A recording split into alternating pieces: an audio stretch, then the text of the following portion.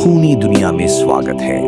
ये कहानी है इंडिया के सबसे मशहूर भूतिया बंगलों में से एक, मेरठ जीबी ब्लॉक की। संजय सिंह, जो मेरठ से 200 किलोमीटर दूर एक छोटे से गांव का रहने वाला था, अपनी मां के साथ मेरठ के जीबी ब्लॉक के बाहर एक स्टाफ क्वार्टर में रहने आया था। उसका जीबी ब्लॉक के चौकीदार की तरह पहला दिन ही था जब उसके साथ यह घटना घटी। संजय नौकरी मिलने के बाद बहुत खुश था, पर उसे यह नहीं मालूम था कि जिस जगह की वह चौकीदारी करने वाला था, इंडिया की सबसे भूतिया जगहों में से एक कही जाती है। संजय की नई नौकरी लगने की वजह से उसकी माँ उस रात उसकी पसंदीदा खाने की चीजें बना रही थी। संजय जीबी ब्लॉक के एरिया के बाहर से टॉर्च मारता हुआ राउंड लेकर वापस अपने क्वार्टर में खाना खाने घर आ रहा था। तभी अपने घर से थोड़ी दूर एक नलके के पास खड़ी हुई अपनी माँ को उसने किसी से कहते हुए सुना, इतनी रात को तुम्हारा ऐसे इलाके में होना ठीक नहीं है। जब उसने वहां पहुंचकर अपनी माँ से पूछा कि वह किससे बात कर रही थी, तो उन्होंने उसे बताया कि वह खाने के लिए पानी भर रही थी। और तभी उन्हें आसपास की झाड़ियों से जीबी ब्लॉक की तरफ जाती हुई लाल साड़ी में एक लड़की दिखी। जब उन्होंने उस लड़की को वहां से जाने के लिए मना किया, तो उस लड़की ने उनकी बात को अनसुना कर दिया और भागकर जीबी ब्लॉक के अंदर चली गई। संजय और उसकी मां दोनों को उस औरत का रात के इस समय झाड़ियों और जंगल से घिरे जीबी ब्लॉक के अंदर घुसना ठीक नहीं लग रहा था, और इस डर से कि कहीं पहले दिन ही जीबी ब्लॉक में कुछ अनहोनी ना हो जाए, संजय वापस जीबी ब्लॉक के अंदर जाकर उस औरत को ढूंढने लगा। रात के अंधेरे में जंगल और झाड़ियों से घिरे होने की वजह से संजय को बस उतना ही दिख रहा था जितना उसकी टॉर्च की रोशनी दिखा पा रही थी। जीबी ब्लॉक का बंगला 3 हिस्सों में बटा हुआ था। दिन में वहां जितनी शांति लग रही थी, रात के अंधेरे में वही खामोशी अब और ज्यादा भयानक लग रही थी। संजय ने सोचा कि उसे जीबी ब्लॉक के उन 3 हिस्सों में एक एक करके जाना चाहिए। अपने हाथ में लाठी लिए और टॉर्च के सहारे संजय जब पहले हिस्से में घुसा, तो उसके पूरे शरीर में एक रूह चीर देने वाली ठंड महसूस हुई। ये बहुत अजीब था, क्योंकि तब गर्मियों का मौसम चल रहा था और बिल्डिंग के अंदर इतनी तेज ठंड का होना बिल्कुल भी नॉर्मल नहीं था। फिर भी संजय ने हर जगह टॉर्च मार कर देखा, लेकिन उसे कोई लड़की दिखाई नहीं दी। लेकिन उसे वहां ढेर सारे बालों के गुच्छे मिले। उसे समझ नहीं आ रहा था कि वह बालों के गुच्छे वहां कहां से आए। तभी उस बिल्डिंग के अंदर एक कोने से 2 लाल आंखें उसे घूरती दिखी, लेकिन जब वह उसके पास गया तो वह अंधेरे में कहीं गायब हो गई। संजय ने पूरी बिल्डिंग छान मारी, लेकिन उसे कुछ भी नहीं मिला। लेकिन उसे हर वक्त वहां पर किसी की मौजूदगी महसूस हो रही थी। संजय उस लड़की को ढूंढता हुआ अब जीबी ब्लॉक के अगले हिस्से में घुस गया। दूसरी बिल्डिंग के पास जाते जाते उसे ऐसी बदबू आने लगी जैसे कोई जानवर वहां कई सालों से मरा पड़ा हो। फिर भी वह उस लड़की के बारे में सोचते हुए घर के उस हिस्से में घुसा, लेकिन वहां उसे कोई भी नहीं दिखा।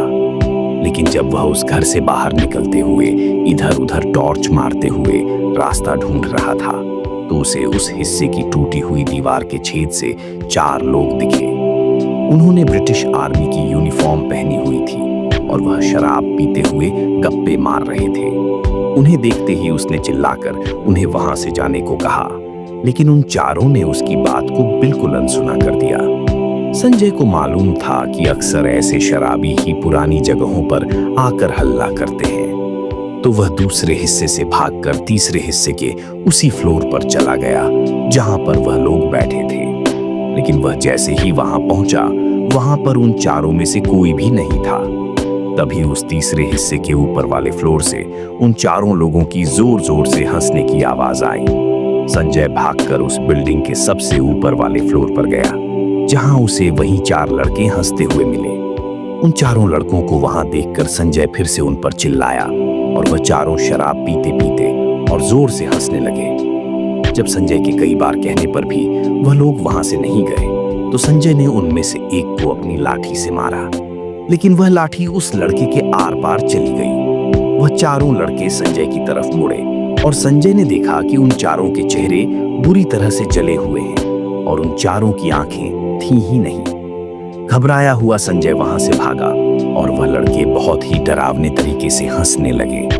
संजय वहां से भागता हुआ दूसरी तरफ से निकला।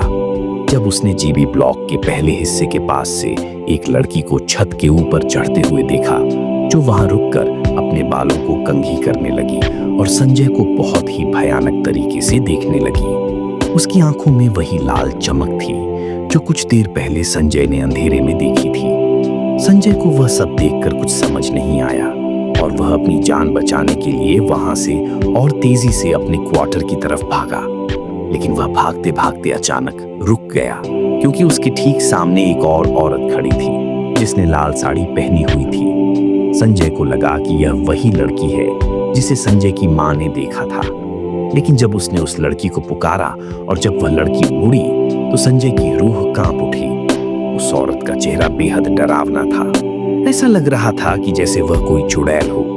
संजय को देखते ही उस औरत ने उसे बहुत जोर से धक्का दिया, जिसकी वजह से उसका सर पास पड़े पत्थर पर लगा।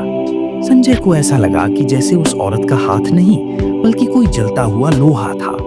संजय दर्द में बहुत जोर से चिल्लाया और उसी दर्द में कराहते हुए संजय ने देखा कि वह लाल साड़ी वाली औरत हवा में उड़ती हुई जीबी ब्लॉक के अंदर जाते जाते कहीं गायब हो गई। उसकी मां संजय की चीख सुनकर उसके पास आई तो संजय बहुत बुरी तरह से डर से कांपता हुआ जीबी ब्लॉक की तरफ देख रहा था। तभी संजय ने अपने कान में एक औरत की आवाज सुनी जो जीबी ब्लॉक के अंदर से सिर्फ संजय को सुनाई दे रही थी और जो उसे कह रही थी, मैं हमेशा यहीं रहूंगी और अगर तू और तेरी मां यहां फिर से आए तो मैं तुम दोनों को जान से मार दूंगी। संजय की मां भी घबराई हुई उसे स्टाफ क्वार्टर के अंदर ले गई। तब उसकी मां ने देखा कि संजय की छाती पर किसी इंसान के हाथ के निशान थे। उस दिन के बाद संजय ने वह नौकरी हमेशा के लिए छोड़ दी। बाद में उसे पता चला कि जीबी ब्लॉक में पहले ब्रिटिश आर्मी की बिल्डिंग्स थीं और वहां पर अक्सर लोगों के साथ ऐसी ही चीजें हुई हैं। कई लोगों को वहां ब्रिटिश आर्मी के जमाने के ऑफिसर्स दिखे हैं और कई लोगों को वह लाल साड़ी वाली औरत।